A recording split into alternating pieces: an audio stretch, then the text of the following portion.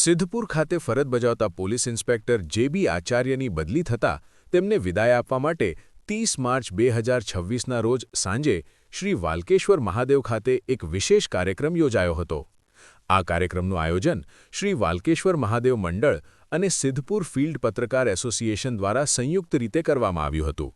જે.બી. આચાર્યએ સિદ્ધપુર શહેરમાં લાંબા સમય સુધી ફરજ બજાવીને ગુનાખોરી નિયંત્રણ અને શાંતિ જાળવણીમાં મહત્વની ભૂમિકા ભજવી હતી, જેના કારણે આ સન્માન સમારંભ દ્વારા તેમની જનસેવાને સરાહવામાં આવી હતી.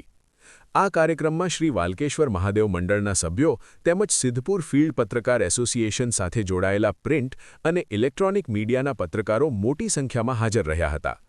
ઉપસ્થિત આગેવાનો અને પત્રકારોએ જે.બી. આચાર્યની કાર્યશૈલી અને શહેરના સામાજિક માળખામાં તેમના યોગદાનને યાદ કર્યું હતું.